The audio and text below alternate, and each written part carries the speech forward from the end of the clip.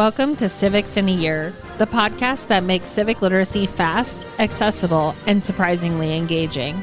In just 10 minutes an episode, we'll tackle one of 250 essential questions about American democracy, how it works, why it matters, and what it means for you. Whether you're a student, a teacher, or just someone who wants to better understand your country and your rights, you're in the right place.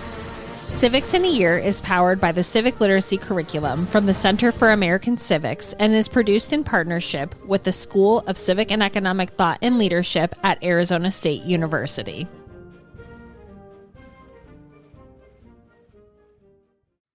What makes democracy work? Is it the words in a document, the ideas behind the words, or the people who are willing to live by them? Welcome back to Civics in a Year, where we're exploring the big ideas that have shaped and continue to shape American democracy. I'm your host, Liz Evans, and today we're launching into the next section of the journey, Principles of American Democracy.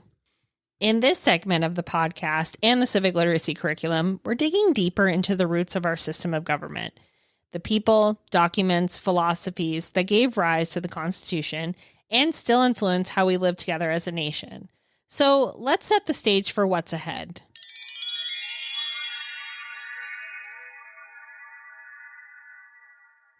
Okay, let's start with a big question.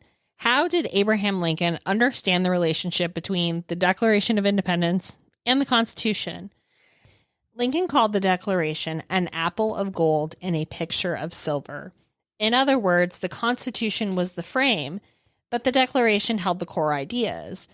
For Lincoln, the Constitution protected the values that the Declaration first declared: liberty, equality, and the rights of all people.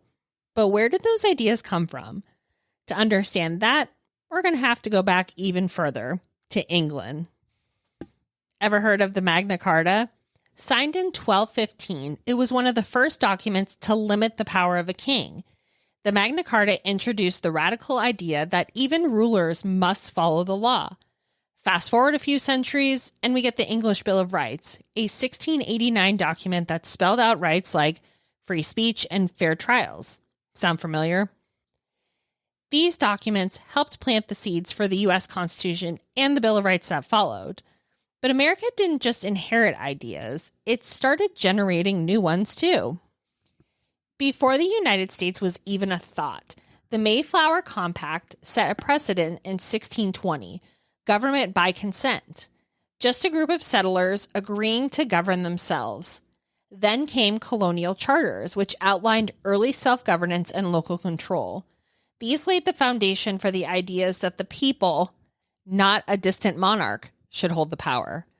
As tensions with Britain grew, these ideas came to a boil, helped along by the pen of Thomas Paine, whose pamphlet Common Sense made the argument for independence plain and powerful.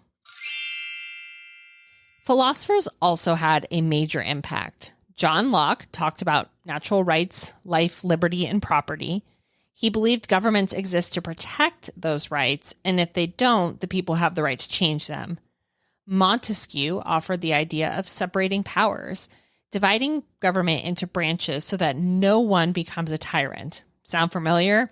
Yep, that's your executive, legislative, and judicial branches at work. These Enlightenment thinkers deeply influenced the architects of the U.S. Constitution, including James Madison, known as the father of the Constitution, and George Washington, who presided over the Constitutional Convention and lent it enormous credibility. And to help Americans understand the new Constitution, enter the Federalist Papers, a series of essays written by Madison, Alexander Hamilton, and John Jay. They explained why this new framework of government mattered, why checks and balances were essential, and how liberty could survive under a strong federal system. The Constitution did not just happen.